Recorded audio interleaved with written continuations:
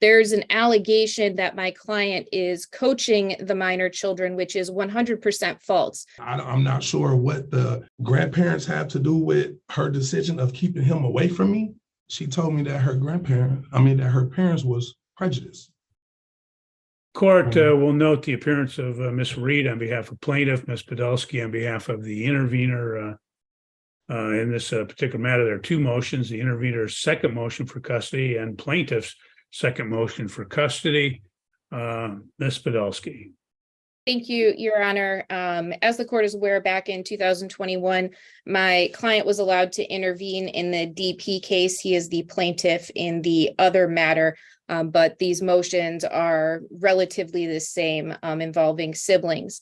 There are current guardianships that penned before Your Honor that involve a court-structured plan for the mother of these children. Our motion outlines the services that she was to complete as part of that court-structured plan. While she has completed these services, we maintain that she hasn't necessarily achieved a benefit and has more or less gone through the motions of these services. Further, the department in those cases was ordered to provide counseling between the mother of these children and the guardian, my client in these matters, who is the grandfather of these children. To date, they have yet to do that. In those guardianship cases, the minor child, Corey, has stated a very specific preference about wanting to continue to live with his grandfather, the guardian. That is a home that both of these children have been in since birth. They have lived nowhere else. While at times the mother has lived in the home as well, she hasn't always, but those children have remained there.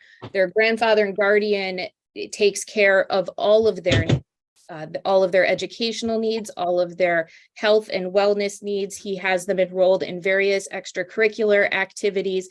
He ensures that they attend summer school programs so they stay caught up in the summer and aren't falling behind.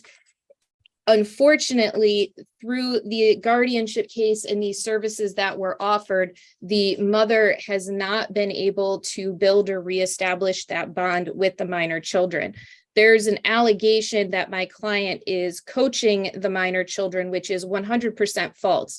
This is a unique situation from other custody matters where these children know what's going on. They see an individual counselor. They see their mother's counselor. They talk to a CPS caseworker. They've talked to that caseworker's supervisor. They have a guardian ad litem who comes and visits them prior to the hearings.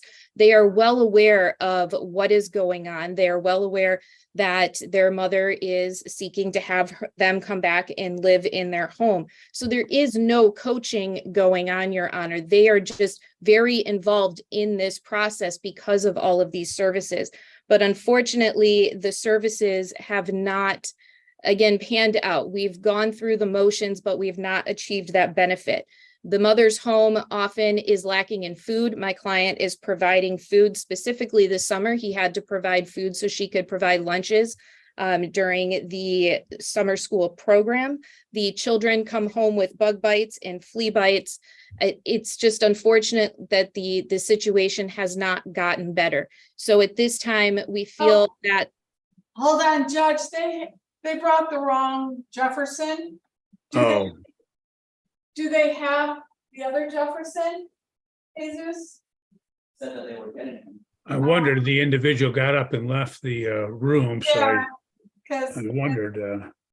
So they're going to zoom back in with the right one. They brought the wrong Jefferson in. Ms. Podolsky, let's try it again and see if we can get through it this time. Okay, Your Honor, would you like me to start from the beginning or just continue where I left off? No, you can give us the Cliff Notes.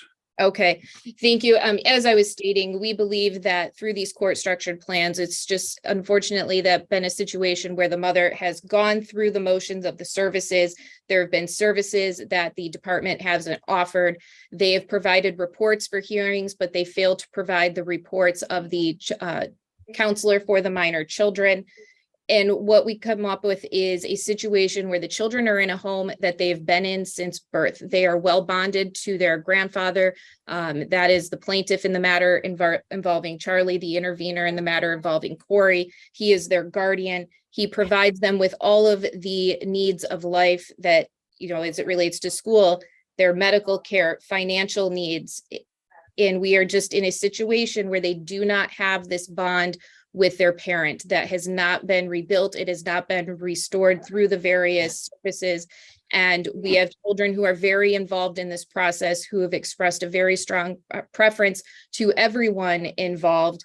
And at this time, it's important to give these children permanence, to give them stability. They don't have that through the guardianship.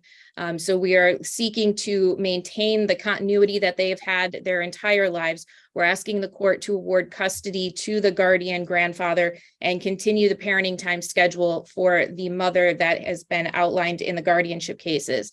As it relates to Mr. Jefferson, he is the father of the minor child, Corey. He has not been involved in Corey's life. He has not been involved in the guardianship proceedings. Thank you. Okay, thank you. Ms. Reed, what's your response?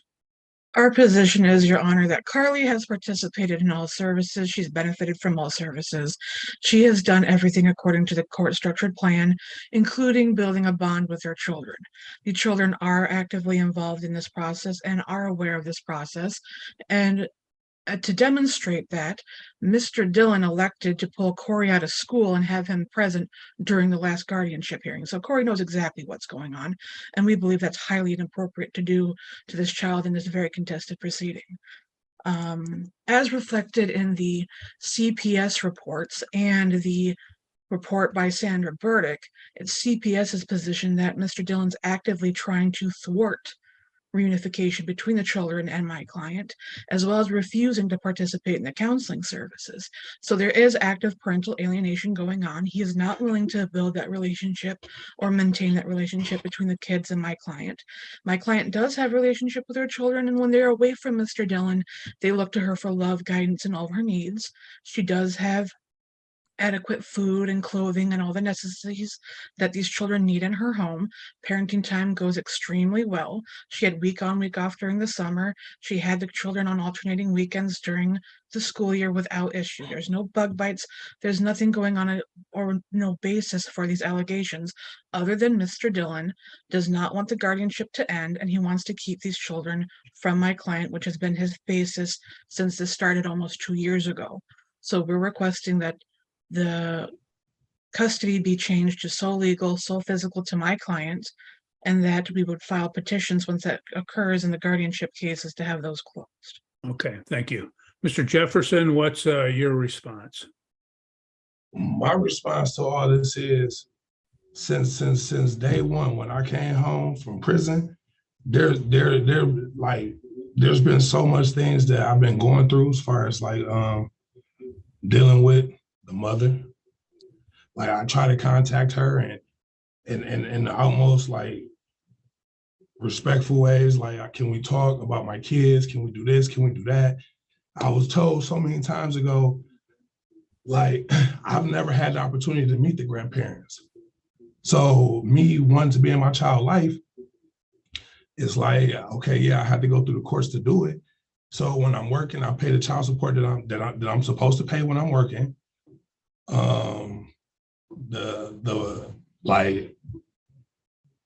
I just want to be a part of my son's life. That's it. I'm not concerned about nothing else. All I want is to be able to have some parenting time so we can build a bond. I never asked for none of this to happen. Everything as far as my son keep being away from me wasn't my choice. That is something the mother did. And I'm not sure what the grandparents have to do with her decision of keeping him away from me. But I've never, not one time, decided to say, hey, forget my child. Like, he just had I just found out he played football. Well, I want to be a part of my son's life. I never asked not to be a part of his life. So whatever parenting time that I had to do to be able to be a part of my son's life, I would do that.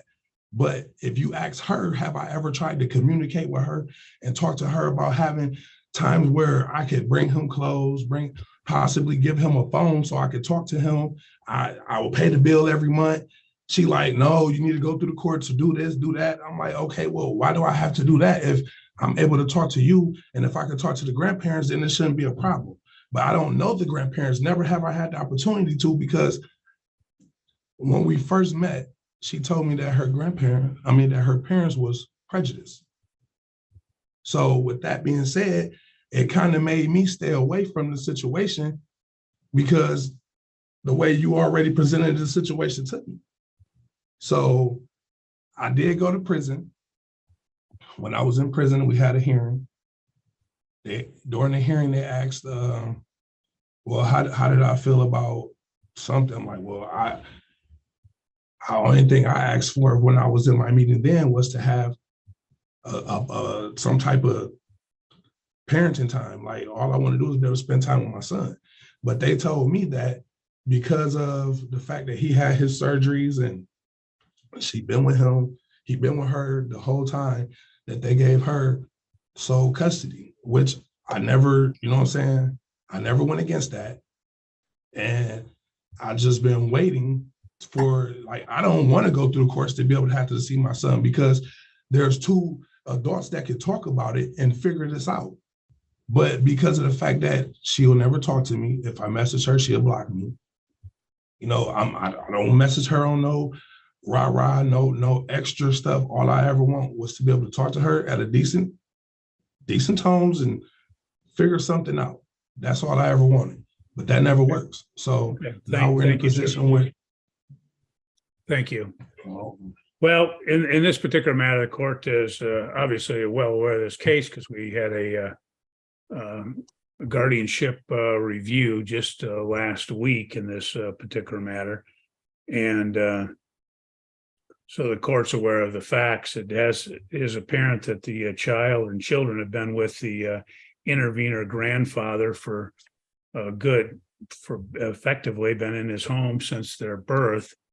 So what the court is going to do on a temporary basis, the court will grant to the intervener grandfather temporary custody in this particular matter. The court will maintain that status quo until we can have an evidentiary hearing.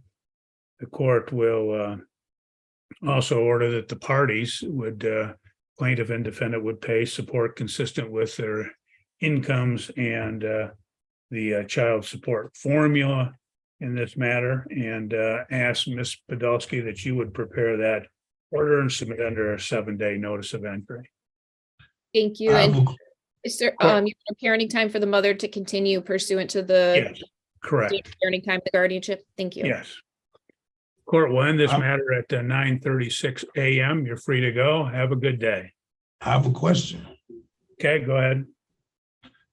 How do I go about parenting time for myself? You're going to have to file a petition and then notice that up to both of the parties, and then the court will hear it at that time. Okay. Now, am I able to ask the mother a question? No, you can file your petition and then we'll hear the petition. So I can get that while I'm in here right now? You can get that. Yeah, you can get it. You can file it anytime you want. There's no restriction on when you file that. All right. Okay, thank you. Have a good day.